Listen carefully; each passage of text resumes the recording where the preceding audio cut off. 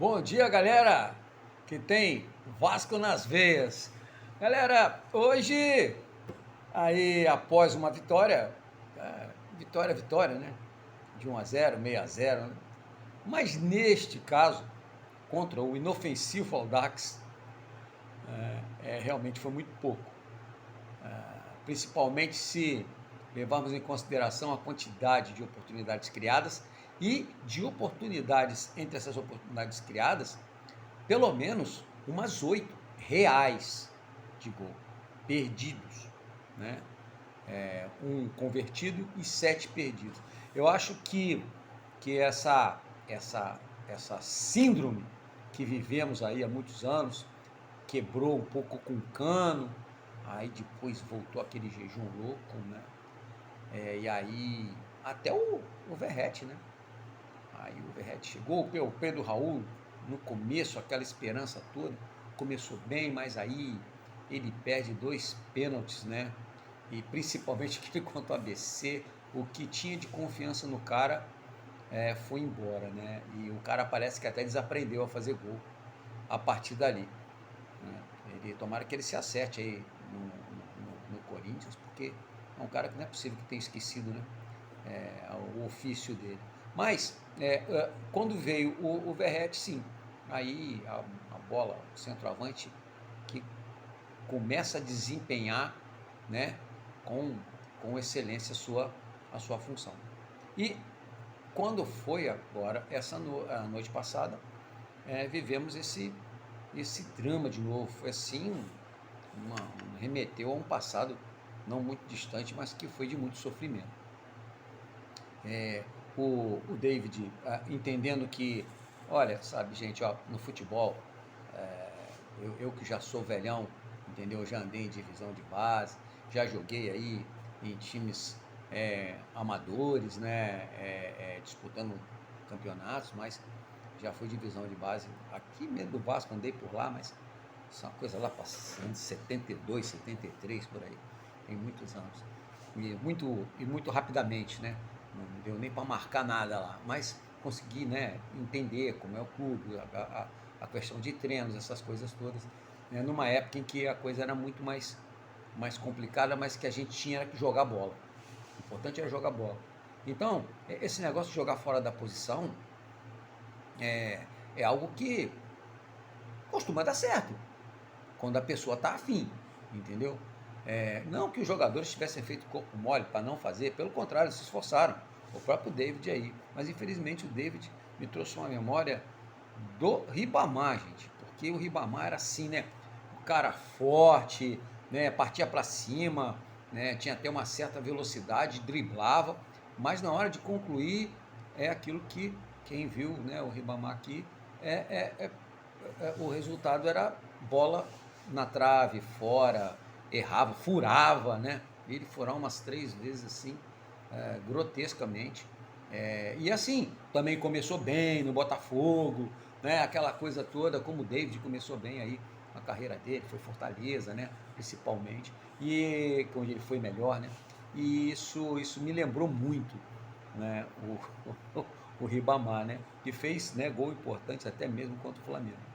Mas um gol de empate, né? Acho que foi aquele 4-4, né? O Ribamar entrou e fez o gol de empate, o quarto gol do Vasco. E aí, gente, isso aí traz uma memória, e aquilo ali foi uma época que o Vasco viveu uma falta completa de confiança dos ataques. Quem entrava na posição parece que já tinha isso ali, parece que estava no clima, psicologicamente estava terrível. E eu lembro que o Vasco, por pior que tivesse, o Vasco criava oportunidade, sim, criava oportunidade. Não tinha aquele jogador que cria específico para criar, mas criava, chegava no gol, né? E aconteceu muito isso. E ontem, mesmo levando em consideração a fragilidade do Audax, não ofereceu resistência nenhuma. Né, foi uma bola que o Léo Jardim defendeu e uma que saiu à direita dele ali. A bola passou próximo, mas ele estava na bola até. Não ofereceu resistência nem perigo, nem risco nenhum ao Vasco. O que poderia ter acontecido se eles tivessem entendido que para eles tudo perdido, nem um gol, nem um ponto, nada, né? Zero no campeonato, que partir para cima para eles pouco importava se fosse né, sofressem mais um gol ou não, desde que, né, tiveram lá o Vasco tentando e nada. Né? Mas galera, olha, vamos lá, vamos tentar tirar o melhor daí, né? O Léo Jardim, quando foi exigido, foi lá e fez a defesa. O PH foi PH, foi na média, não fez nenhum jogo maravilhoso, mas também não fez um jogo que a gente possa dizer que foi ruim. O Rojas, né, que deu um apoio enorme, jogando como terceiro zagueiro ali do lado direito, ele ofereceu ao PH, né, ali a chance de explorar bem o corredor. O Adson, inclusive, veio mais um pouquinho para meia, deu uma passeada ali pelo setor de meio do campo, indo até lá na esquerda, onde ele ficou em definitivo no segundo tempo, quando entra o Rossi, né, e no lugar do Ryan. Mas ele acabou indo bem. O próprio Rojas tentou lá no ataque, deu 2 cabeçadas, sem muito sucesso, mas foi segura a defesa do Vasco em geral. Aí o Medel e mais o Léo, né? Destacando o Medel, como sempre, aquela boa malandragem, né? Aquela jogada na entrada da meia-lua do Vasco ali, que ele nem sobe, né? Deixou o cara subir, ficou e ainda sofreu a falta. E com um lançamento excelente para o David, que mandou no travessão. E o Léo com uma excelente saída de bola. Aliás, o Vasco, com jogadores de defesa, até depois o João Vitor entrou no lugar do Rojas, o Vasco está sempre com uma boa saída. O meio-campo não recebe bola quadrada da defesa. Né? E no caso do Léo, ele conduz até mais um pouquinho a bola para frente. Ele vai ali, ele jogando, ele, o Piton e o Payet, quando, né? Agora que o Payet anda mais o campo inteiro, ele ali tem sido sim um lado bem forte, de qualidade, desde a saída da bola até a bola chegar lá no Piton, para o Piton fazer os lançamentos dele, cruzar na área com passar a bola para a área, né? E não só fazer um mero cruzamento, né? Ele dá passes, né?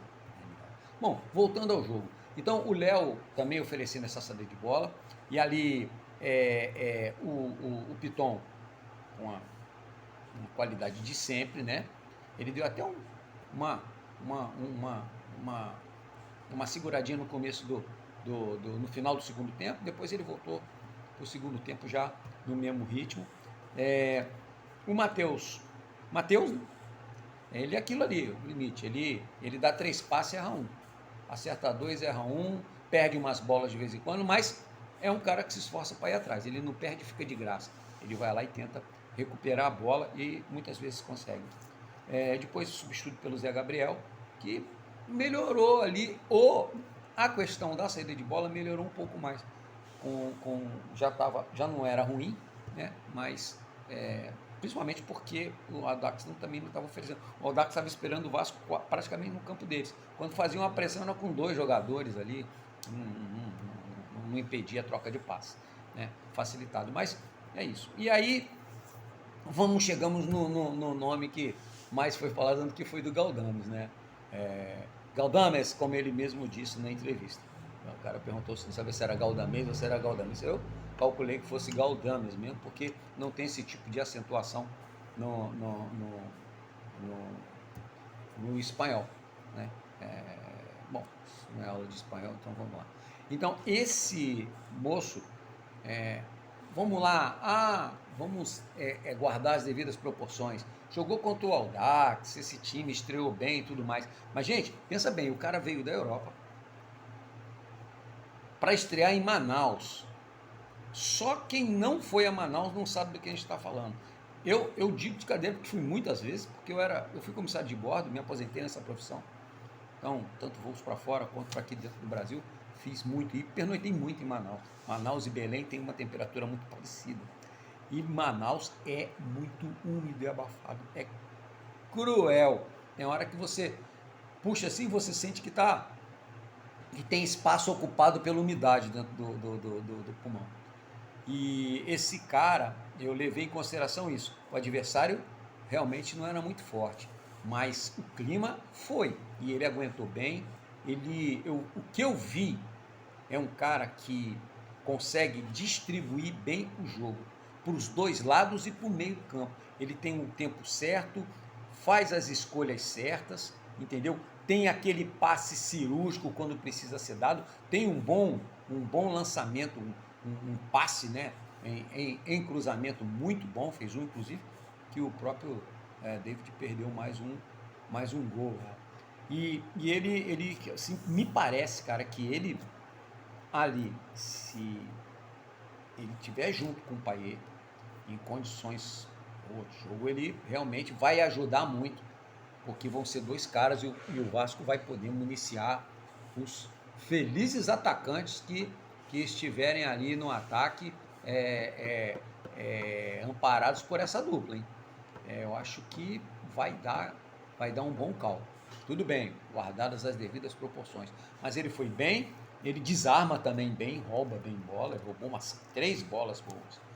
E ele, obviamente que ele cansou, né? Aí entra o Praxedes. Gente, é aí que dá para ver. Não levamos em consideração o adversário, né? Com o comentário de todo o time e do Galdames. Mas, gente, quando o Galdames, e ainda cansado, estava bem melhor do que o Praxedes descansado. O ritmo, o Praxedes não consegue. O Vasco travou. O meio-campo do Vasco não fazia mais nada.